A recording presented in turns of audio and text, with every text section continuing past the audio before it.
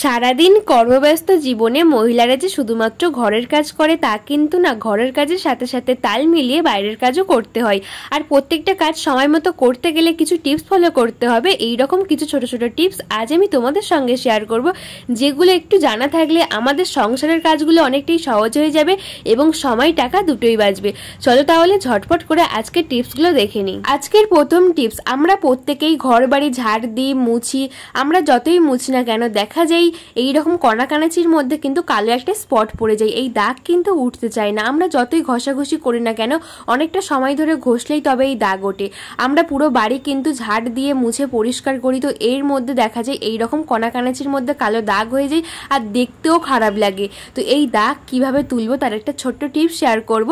তো দেখো, বিশেষ করে যাদের টাইলসের ঘর এমনকি মার্বেলের ঘর তাদের কিন্তু এই সমস্যাটা বেশি বোঝা যায়। এইরকমভাবে দাগ স্পট পড়ে থাকলে কিন্তু আমাদের দেখতেও খারাপ লাগে আর আমরা যতই ঘষাঘষি করি না কেন একদমই উঠতে চাই না। তো এর জন্য একটা নিয়ে নেব পুরনো মোজা, আর নিয়েছি একটা পুরনো চিরুনিটাকে মোজার মধ্যে পরিয়ে দিচ্ছি। এরপরে ভালো করে আটকে নেব। তো আমাদের এখানে হাত পৌঁছায় না, এই চিরুনি দিয়েই কিন্তু পরিষ্কার করা সম্ভব। এরপরে নিয়ে নেব হারপিক। তোমরা এরকম টাইলস পরিষ্কার করার ক্লিনার একটা পাওয়া যায়, ওটাও নিতে পারো। আমি এখানে হারপিক ব্যবহার করছি। কিছুটা পরিমাণ হারপিক দিয়ে সঙ্গে সঙ্গে কিন্তু এই চিরুনিটাকে দিয়ে একটু ঘষলেই কিন্তু ডলা দিলেই কিন্তু সেকেন্ডের মধ্যে এই দাগ উঠে যাবে। আমাদের দেখবে দরজার পাশগুলো এমনকি কর্নারগুলোর মধ্যে এতটাই পরিমাণে দাগ থাকে বন্ধুরা, একদমই দেখতে খারাপ লাগে। আর এরকম টাইলসের মধ্যে, বিশেষ করে সাদা টাইলসের মধ্যে দাগ থাকলে কিন্তু দেখতে অসম্ভব খারাপ লাগে। দেখো, দেওয়ার সঙ্গে সঙ্গে কিন্তু এই দাগ উঠে গেছে সেকেন্ডের মধ্যে। একদমই যত ময়লা জমেছিল সেগুলো কিন্তু উঠে পরিষ্কার হয়ে গেছে। এইভাবে ভালো করে আমি ঘষে ঘষে পরিষ্কার করে নিয়েছি। সেকেন্ডের মধ্যে তোমরা তুলে ফেলতে পারবে আর কোনো রকম দাগ থাকবে না। যত কড়া যদি দাগ থাক না কেন এইভাবে একবার করে দেখো, একদম সেকেন্ডের মধ্যে উঠে যাবে। তো দেখো আমার পুরোপুরি উঠে গেছে। এরপর একটা সুতির কাপড় নেব ভিজিয়ে, সেটাকে ভিজে কাপড় দিয়ে ভালো করে মুছে নেব। আর মোজাটাকে অবশ্যই ভিজিয়ে নিও, তাহলে কিন্তু সুবিধা হবে মুছতে। তোমরা একটু লক্ষ্য করলে বুঝতে পারবে প্রথমে কিন্তু একদম কালো হয়েছিল আর এখন কিন্তু একদম পরিষ্কার হয়ে গেছে। ছোট্ট আইডিয়া কেমন লাগলো কমেন্ট করে জানিও আর বন্ধু বান্ধব সকলের কাছে শেয়ার করে দিও। চলো পরবর্তী টিপসটি দেখে নিই। আমাদের প্রত্যেক দিন রুটি বেলতে হয়, রুটি করতে হয়। অনেক সময় দেখা যায় আমাদের হাতের কাছে বেলুন চাকি নেই, তখন আমরা কি করব? কখনো কি ভেবে দেখেছো বেলুন চাকি ছাড়াও রুটি বেলা সম্ভব? এখানে আমি একটা তেলের প্যাকেট নিয়েছি। তোমাদের কাছে তেলের প্যাকেট না থাকলে একটা এরকম পলি ব্যাগ নিতে পারো। প্রথমে কি করব, তেলের প্যাকেটটাকে আমি কেটে নেব চারিদিক দিয়ে। কাঁচির সাহায্যে চারিদিক দিয়ে তেলের প্যাকেটটা কেটে নেব। তেলের প্যাকেটটা হলে কিন্তু খুব সুবিধা হবে, কারণ তেলের প্যাকেটের মধ্যে তেলের প্যাকেটের কোয়ালিটিটা খুব ভালো হয় আর তেলের প্যাকেটের মধ্যে তেল তেল ভাব থাকে, সেই কারণে তেলের প্যাকেটটা আমি চারিদিক দিয়ে ভালো করে কেটে নিয়েছি। আর দেখো, তেলের প্যাকেটের ভিতরে কিন্তু কিছুটা তেল তেল ভাব থাকে আর কোয়ালিটি কিন্তু খুবই ভালো হয়। এরপরে একটা লেচি করে নিয়েছি। এরপরে কি করব, তেলের প্যাকেটের এক সাইডটা নিয়ে নেব, এর মধ্যে একটা লেচি দেব। লেচির মধ্যে কিন্তু আটা দেব। একটু আটা কিন্তু এখানে একটু বেশি দিতে হবে। একটু বেশি আটা দিলে কিন্তু বেলতে খুব সুন্দর সুবিধা হবে। কোনো রকম বেলুন চাকি ছাড়াই কিন্তু বেলা কি করে সম্ভব? হ্যাঁ বন্ধুরা, পুরো ভিডিওটা দেখো তাহলেই বুঝতে পারবে। এরপরে আরও একটা কাগজ উপরের অংশ দিয়ে একটা থালা নিয়ে নেব। থালার সাহায্যে যতই আমরা এইভাবে প্রেস করব ততই কিন্তু আমাদের রুটিটা বড় হয়ে যাবে। তো তোমাদেরকে দেখিয়ে দিচ্ছি, দেখো একবার প্রেস করাতে কিন্তু অনেকটাই বড় হয়ে গেছে। আর এইভাবে করলে কিন্তু একটুও এইরকম প্যাকেটের গায়ে লেগে থাকবে না, কারণ এর মধ্যে তেল তেলে ভাব আছে। তোমরা কিন্তু এইভাবে লুচিও বেলে নিতে পারবে, কোনোরকম তেলও ইউজ করতে হবে না। আরও একবার আমি দিয়ে এইভাবে বেলে নিচ্ছি, দেখবে একদম রুটির মতো হয়ে যাবে।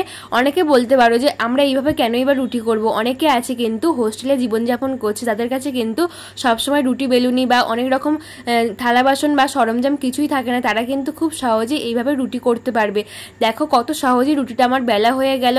আর এইরকমভাবে কিন্তু করলে আর বাইরের খাবার কিনে খেতে লাগবে না। বাইরে ঘাটে আমরা যখনই থাকি না কেন হাতের কাছে সব কিছু সরঞ্জাম না থাকলেও কিন্তু আমরা এরকম একটা প্যাকেট বা পলি ব্যাগের সাহায্যে একটা থালা হলেই কিন্তু রুটি বেলে নিতে পারবো। এই ছোট্ট আইডিয়া তোমাদের কেমন লাগলো কমেন্ট করে জানিও। চলো পরবর্তী আইডিয়া দেখে নিই। আমরা প্রত্যেকদিন থালা বাসন মেজে থাকি। প্রত্যেকদিন যতই থালা বাসন মাজি না কেন দেখা যায় এইরকম বাটির পিছনে বা থালার পিছনে এইরকম খাঁজ থাকলে কিন্তু খাঁজের মধ্যে যত রকমের তেল কালি থাকে, এমনকি সাবান মাজার সময় কিন্তু সাবানের গুঁড়োও ঢুকে যায়, এতটাই জমে যায় যে এর মধ্যে কালো স্পট পড়ে যায় আর দেখতেও বাজে লাগে। আমরা কিভাবে এই জায়গা থেকে পরিষ্কার করব? যতই আমরা কসবাইট, তারের কসবাইট, এমনকি নর্মাল কসবাইট দিয়ে মাজি না কেন দেখা যায় যতই মাজি না কেন এর ভিতরে ঢুকে যায়, কিছুতেই কিন্তু বের হয় না, পরিষ্কারও হয় না। আজকে খুব সহজেই তোমরা পরিষ্কার করে নিতে পারবে। এই ভিতরে যতই ভিতরে ময়লা ঢুকে থাকুক না কেন, কর্নার ভিতরে ভিতরে সব কিছুই কিন্তু বেরিয়ে যাবে। তো এই বাটির মধ্যে দেখো কালো স্পট পড়ে গেছে, এতটা পরিমাণে ময়লা। আশা করছি বন্ধুরা তোমাদের বাড়িতেও বাটি ঘটির মধ্যেও কিন্তু এইরকম ময়লা আছে। একটা সেফটি পিন নিয়েছি, সেফটি পিনের সাহায্যে কিন্তু তোমরা পরিষ্কার করে নিতে পারবে।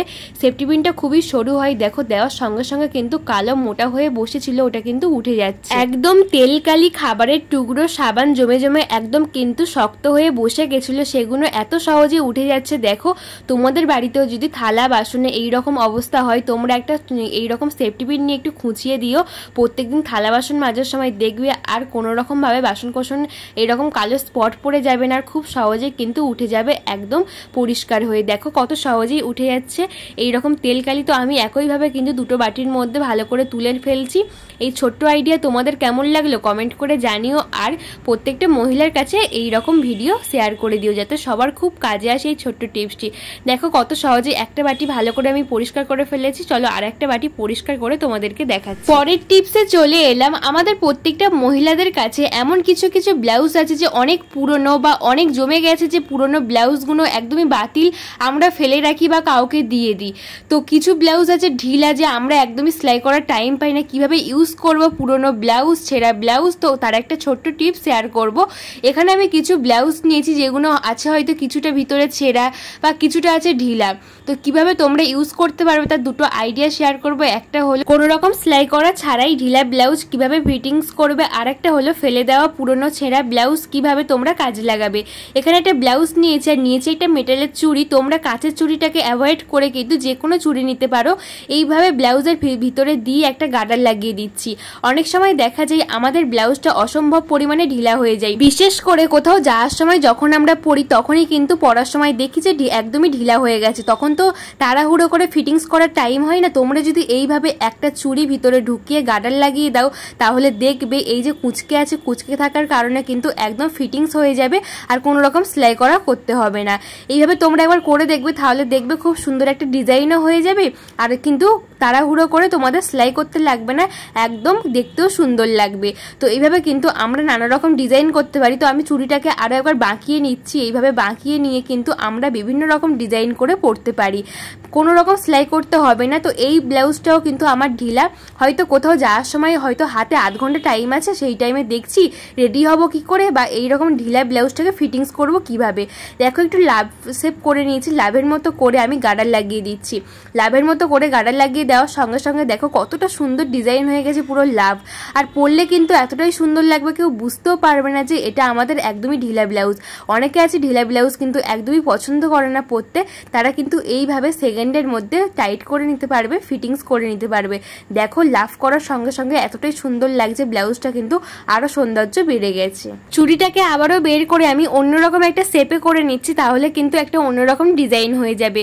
তো আমার ব্লাউজের পিঠগুলো অনেকটাই ছোট, তো সেই জন্য কিন্তু আমি ছোট ছোট ভাবে দেখাচ্ছি। তোমাদের বড় হলে কিন্তু তোমরা কিন্তু ছোট পিঠ অনেকে পছন্দ করো, অনেকে কিন্তু এইভাবে করে পিঠটাও ছোট করতে পারবে। তো দেখো এইভাবে কিন্তু আমি একটা গোল শেপ করে নিয়েছি একটু লম্বাটে। দেখো এইভাবে করলেও কিন্তু খুব সুন্দর লাগছে, ব্লাউজগুলো কিন্তু আরো সৌন্দর্য বেড়ে যাবে আর ফিটিংস হয়ে যাবে। তোমরা এইরকম চুড়ি নিয়ে যে কোনো শেপ করে তোমরা কিন্তু তোমাদের ব্লাউজে ইউজ করতে পারো। তো চলো দ্বিতীয় পদ্ধতি দেখে নিই। তো আমরা প্রত্যেকেই কিন্তু ঘুরতে পছন্দ করি বা 3-4 দিনের জন্য কোথাও ঘুরতে যাই। আমাদের কাছে কিন্তু অনেক জুয়েলারি থাকে যেগুলো আমরা কোথাও রেখে যেতে ভয় পাই, যে কোথায় রাখবো, কিভাবে রাখবো। অনেক সময় বাড়িতে কিন্তু ক্যাশও থাকে কিছুটা, ওই টাকা পয়সা কিভাবে রাখবো, বা কোথাও গেলে হয়তো কারোর চোখে পড়লো, কেউ হয়তো বের করে নিল, কিংবা আমাদের হারিয়ে গেল। তো তোমরা এইভাবে কিন্তু গুছিয়ে রাখতে পারো, একদম নিশ্চিন্তে, কিন্তু চোরও খুঁজে পাবে না আর কেউ কিন্তু হাত দিলেও কিন্তু পাবে না। তো কিভাবে এইরকম জুয়েলারি, যত জুয়েলারি টাকা পয়সা যতই কিছু থাক না কেন, এইভাবে একবার করে দেখো। এখানে নিয়েছি একটা পুরনো ব্লাউজ। এই ব্লাউজটার কি করব, নিচের দিকটা তোমরা চাইলে সেলাই করে নিতে পারো, আমি কিন্তু ডবল টেপের ব্যবহার করব। এই যে নিচের দিকের অংশটা তোমরা সেলাই করে একদম আটকে দিতে পারো, আমি ডবল টেপের ব্যবহার করে তোমাদেরকে দেখাচ্ছি। ডবল টেপের ব্যবহার করা হয়ে গেছে, চলো এটাকে কিভাবে রাখবে আর জিনিসপত্র টাকা পয়সা কিভাবে রাখবে দেখে নাও। এখানে একটা হ্যাঙ্গার নিয়েছি, হ্যাঙ্গারের মধ্যে ব্লাউজটাকে আমি পরিয়ে নিচ্ছি। ভালো করে পরিয়ে নিয়ে একটা হ্যাং করে রাখছি, আর যে গয়নাগাটি আছে, টাকা পয়সা আছে, সেগুলোকে আমি ব্লাউজের মধ্যে এইভাবে রেখে দিচ্ছি। এইভাবে রাখলে দেখবে একদমই কিন্তু সমস্ত কিছু জিনিসপত্র সেফ থাকবে আর কোনো রকম কেউ কিন্তু বুঝতে পারবে না। তো এইভাবে রেখে কোথায় রাখতে হবে ওটাও তোমাদেরকে দেখিয়ে দিচ্ছি। যত রকমের গয়নাগাটি কিন্তু এর মধ্যে আমি রেখে দিচ্ছি। আমাদের প্রত্যেকের আলমারিতে কিন্তু আমরা হ্যাঙ্গারের মধ্যে শাড়ি কাপড় রেখে থাকি। শাড়ি কাপড়ের মাঝে কিন্তু আমরা যদি একটা ব্লাউজ এইভাবে রেখে দিই তাহলে দেখবে চোরও খুঁজে পাবে না, এমনকি কেউ যদি আলমারি বাই চান্স খোলা থাকা অবস্থায় কেউ হাত দেয় তারাও কিন্তু বুঝতে পারবে না যে এর মধ্যে গয়নাগাটি টাকা পয়সা আছে। কারণ শাড়ির মধ্যে এইভাবে রাখলে কিন্তু অনেকেই ভাবে হয়তো এইভাবে কিন্তু আমরা ব্লাউজটাকেও গুছিয়ে রেখেছি। বন্ধুরা, আজকের টিপসগুলো কেমন লাগলো কমেন্ট করে জানিও। ভালো লাগলে লাইক কমেন্ট শেয়ার করে আমার পাশে থেকো, আর বন্ধু বান্ধব সকলের কাছে শেয়ার করে দিও যাতে সবার খুব কাজে আসে। আমার চ্যানেলে নতুন বন্ধু হলে চ্যানেলটাকে সাবস্ক্রাইব করে আমার পাশে থেকো। আমার ছোট্ট রিকোয়েস্ট, আজকের আমার এই ভিডিওকে কোথা থেকে দেখছো কমেন্ট করে জানিও। আমারও ভালো লাগবে যে আমার ভিডিও কতদূর যাচ্ছে, কে কে দেখছো। আজকের কোন ভিডিও তোমাদের সবচেয়ে বেশি ভালো লেগেছে কমেন্ট করে জানিও। বন্ধু বান্ধব সকলের কাছে শেয়ার করে দিও। সবাই ভালো থাকবে, দেখা হবে নেক্সট ভিডিওতে। টাটা সবাইকে, বাই বাই।